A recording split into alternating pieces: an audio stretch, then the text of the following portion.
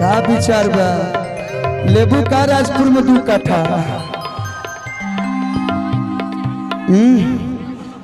मैं का एक ही कट्ठा में तारे के रख लिया समय बक्सर जिला है बड़ी प्यार से रखी है सब बक्सर के पपड़ी खिया खिया के कि जिए न देबू कहे पतर को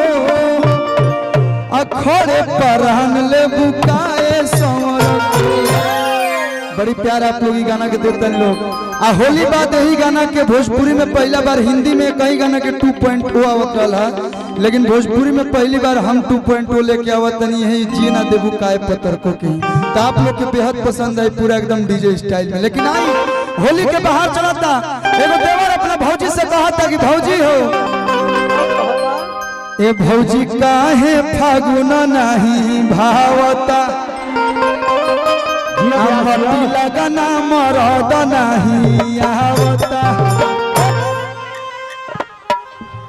कि अरे लुटला हरे देवरे के रंग से सब लोग जानला कि हमार नाम अरविंद है लेकिन केहू अरविंद ना कहला कलू भैया तो अभी कहते से हाथी चुकी लइका आवत नहीं गली में उनको तो कलू आ गई लुटला हरे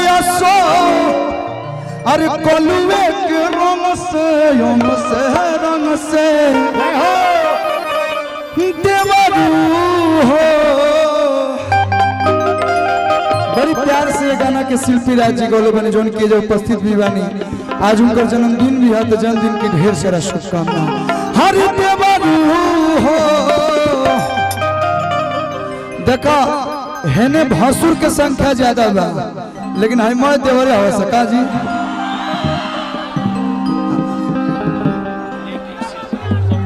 तो अपन ही बन गई बा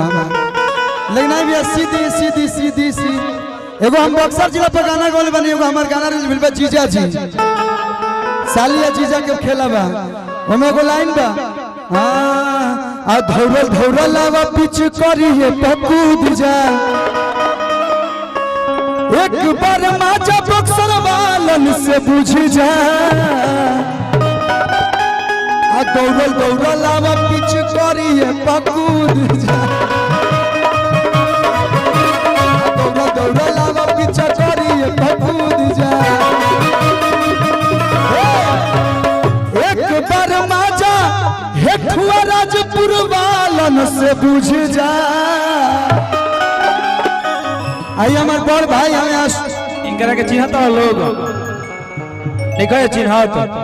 कलू जी के बड़े भाई अब भौजाई से बड़ा मिजाज में नाचत रहे देखले रही हम जब शादी के साथ आंसू बाबा हम इनकरो ऊपर वो गीत गा दे हम अपने भाइयों के ना छोड़ी जब हम गा सकी ना कि कलू खाती लड़की खो जाता जगह जगह फोटो भेजाता। अच्छा है भैया एगो हमनी और गजबे मतलब नियम चलेला लड़का नइखे बिगड़ल त बियाह कर त ना बिगड़ी आ लड़का बिगड़ता त बियाह कर त सुधर जाई वो हाल हमारा पे हो गइल बा बाबूजी पीछे पड़ गइल बने जल्दी टिका जाई हम एगो गाना गले बानी कि कैसे रंगवा डाली बोला पीरिया मलिया देले बिया किरिया कैसे रंगवा डाली बोला पीरिया अरे मलिया देले बिया किरिया। लेकिन गाना बा कि बाड़ू तू न बालिक तहरा लागल होई भूख आ कलुआ के कोरावा में भोगलो मसूर शीशा नियन तहर चमक लगिलू कलुआ के कोरावा में भोगलो मसूर ताई भैया लोग के मन बा एगो डांस के भाई के हमरा मन बा डांस कर दिया तना भीतर से चाचू चाचू कहता मीठा बोली में लॉकडाउन के लोडिंग सह गइल यारवा होई भतीजवा होली तोर मौसिया जिंदाबाद जिंदाबाद बहुत लोग के मुर्दाबाद करवा दे।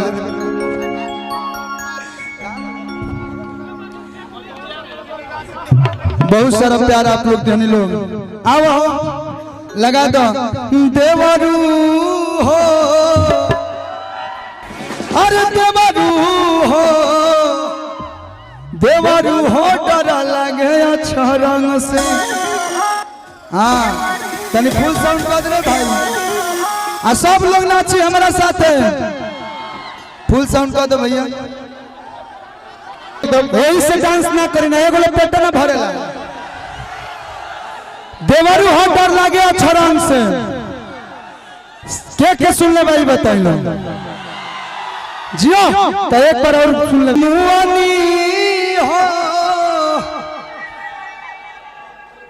आई बरजेश भैया कहने हम है ना तकिया तनी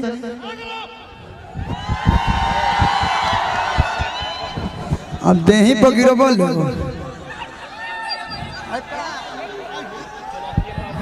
अच्छा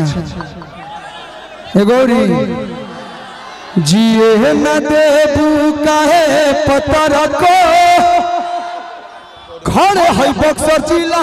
लेबू काहे सवर को। ए पतर को बा हो पता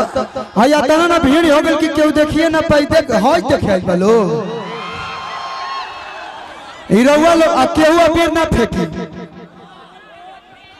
ऐसा ही कोरोना चलता कपार पर अबीर गल बुखार भइल धके 14 दिन क्वारंटाइन आ जा बेटा। बरजेश भैया कितना छाती ऊंचा कर कहले बने तनी मनी खाली कर दिलो। हाँ आई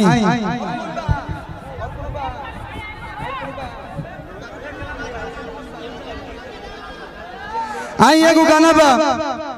हो रंगवा नहीं मलावा नहीं नहीं था तो बोलाई कहेला। वह गाना पे एगो एजेंट नहीं खे चला तो हमरा कहे बा आई भैया आई बजा दी तो रंगवा नहीं नहीं था तो बोलाई कहेला। और आप लोग के बीच में एक से बढ़ के एक फिल्म भी आ रहा बा आप लोग के बीच आप लोग अपन प्यार दे लो। राकेश जी कहाँ हैं आप आ जाइए मंच पे भाई मेरे राकेश मेरे अध्यक्ष साहब और सभी लोग रहेंगे शशि जी अमित चौबे जी सतीश यादव भाई रोशन चौबे जी सब लोग रहेंगे और मंच पे से हटा दीजिए। अब क्या